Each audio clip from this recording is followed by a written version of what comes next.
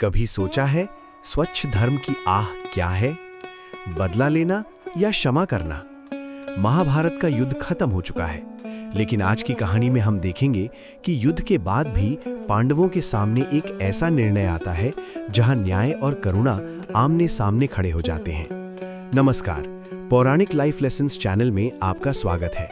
यहाँ हम पुराणों की गहरी कथाओं को बहुत सरल भाषा में सुनते हैं और हर एपिसोड से जीवन बदलने वाले 2-3 छोटे लेकिन गहरे लाइफ लेसन लेते हैं। अगर आपको भागवत कथा और लाइफ लेसन्स पसंद है तो चैनल को जरूर सब्सक्राइब करें और वीडियो को एंड तक सुनें। स्कंध 1 अध्याय 7। नारद मुनि की सलाह के बाद व्यासदेव एकांत में बैठकर गहरे ध्यान में भगवान श्री कृष्ण का दर्शन करते हैं। उन्हें समझ आता है कि जीव का असली दुख बाहरी परिस्थिति नहीं, बल्कि अंदर की भूल, मैं शरीर हूं, यही सब कुछ हूं, यही माया है। तभी वे निश्चय करते हैं कि अब ऐसा ग्रंथ लिखेंगे जो केवल धर्म, अर्थ, काम, मोक्ष नहीं, बल्कि सीधा सीधा भगवान श्री कृष्ण की लीला और भक्ति का वर्णन करे। यहीं से श्रीमद् भागवत महापुराण की रचना शुरू होती है। वे ये दिव्य कथा सबसे पहले अपने पुत्र शुकदेव को सुनाते हैं, जो आगे चलकर राजा परीक्षित को भागवत सुनाएंगे। अश्वत्थामा का अधर्म, उप पांडवों की हत्या। अब कथा सीधे युद्ध के बाद की ओर आती है। कौरव पक्ष नष्ट हो चुका है, लेकिन द्रोणाचार्य का पुत्र अश्वत्थामा भीतर से जल रहा है। रात के अंधेरे में वो कपट से पांडवों के शिविर में घुसता है और द्रौपदी के 5 पुत्रों उप पांडवों को नींद में सोते हुए ही मार डालता है। सुबह जब ये भयानक समाचार पांडवों और द्रौपदी तक पहुंचता है तो सबके होश उड़ जाते हैं। द्रौपदी का हृदय टूट जाता है। युद्ध में सब कुछ खो चुकी, अब अपने 5 जवान बेटों को भी खो देती हैं।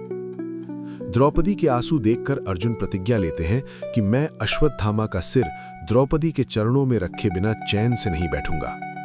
श्री कृष्ण स्वयं अर्जुन के सारथी बनकर अश्वत्थामा का पीछा करते हैं। जब अश्वत्थामा को बचने का कोई मार्ग नहीं दिखता तो वो ब्रह्मास्त्र छोड़ देता है। हालांकि उसे वापस लेने की विद्या उसे ठीक से आती भी नहीं। अर्जुन भय से कांप उठते हैं, क्योंकि ब्रह्मास्त्र पृथ्वी को और आने वाली संतानों को भी नष्ट कर सकता है। अर्जुन श्री कृष्ण से प्रार्थना करते हैं और भगवान उन्हें आदेश देते हैं कि वे भी अपना ब्रह्मास्त्र छोड़ें और दोनों अस्त्रों को शांत करें। अर्जुन भगवान की आज्ञा से अपने ब्रह्मास्त्र को नियंत्रित करके दोनों के तेज को शांत कर देते हैं और अश्वत्थामा को बांधकर पांडवों के पास ले आते हैं। भीम का क्रोध फट पड़ता है। वो कहता है, अर्जुन, अभी इसी समय इस अधर्मी की गर्दन उड़ा दो। लेकिन द्रौपदी कुछ और ही कहती हैं। ये हमारे गुरु द्रोणाचार्य का पुत्र है। अगर इसे मार दिया तो इसकी मां वैसे ही रोएगी जैसे आज मैं रो रही हूं। गुरुपुत्र की हत्या से हमारा कुल धर्म कलंकित हो जाएगा। अब अर्जुन धर्म संकट में है। द्रौपदी से की हुई प्रतिज्ञा, भीम का न्याय भाव, युधिष्ठिर और द्रौपदी की करुणा, तीनों एक साथ हैं। श्री कृष्ण संकेत देते हैं कि ऐसा समाधान चुनो जिससे प्रतिज्ञा भी न टूटे, गुरु सम्मान भी बना रहे और अधर्मी को दंड भी मिले। अर्जुन अश्वत्थामा का सिर नहीं काटते, लेकिन उसके मस्तक की तेज देने वाली मणि छीन लेते हैं, उसके बाल काटते हैं और उसे समाज में अपमानित करके जीवन भर के लिए मृतक समान बना देते हैं। इस प्रकार अर्जुन की प्रतिज्ञा भी निभ जाती है, द्रौपदी की करुणा भी रह जाती है और अश्वत्थामा को भी कठोर दंड मिल जाता है। लाइफ लेसन 1 केवल बदला नहीं, संतुलित न्याय। गुस्से और दुख में लिया गया तुरंत निर्णय अक्सर आगे और विनाश करता है। अर्जुन चाहें तो उसी क्षण अश्वत्थामा का वध कर सकते थे, लेकिन श्री कृष्ण की प्रेरणा से वो ऐसा रास्ता चुनते हैं जहां धर्म, करुणा और न्याय तीनों का संतुलन दिखता है। अपने जीवन में भी बड़े निर्णय लेते समय 3 सवाल खुद से पूछ सकते हैं।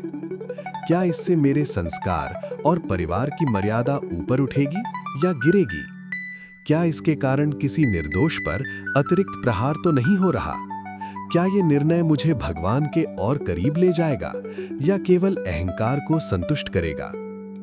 लाइफ लेसन 2 करुणा और सजगता का संतुलन। द्रौपदी ने दिखाया कि सबसे बड़े दुख में भी दिल में करुणा बची रह सकती है। उन्होंने हत्यारे के लिए नहीं, उसकी मां के दुख के लिए दंड को हल्का करने की विनती की। लेकिन अर्जुन और कृष्ण ने केवल भावुक करुणा नहीं, सजग करुणा दिखाई। अश्वत्थामा को छोड़ा भी नहीं और मारा भी नहीं। ऐसा दंड दिया जिससे आगे के अत्याचार रुकें और समाज को स्पष्ट संदेश भी मिले कि धर्म का मतलब कमजोर होना नहीं, बल्कि सही जगह पर सही ताकत और सही करुणा दिखाना है। अभी आपने देखा कि युद्ध के बाद भी पांडवों का जीवन आसान नहीं हुआ, लेकिन हर कठिन मोड़ पर श्री कृष्ण उनके साथ खड़े रहे।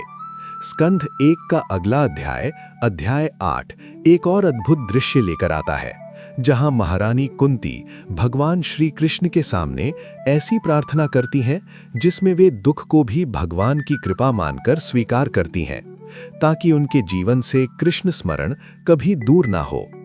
अगर आप जानना चाहते हैं कि एक सच्चा भक्त अपने दुखों को कैसे देखता है और कुंती माता की प्रार्थना आज की हमारी लाइफ को कैसे बदल सकती है, तो स्कंध 1 अध्याय 8 वाली वीडियो बिल्कुल मिस मत कीजिएगा।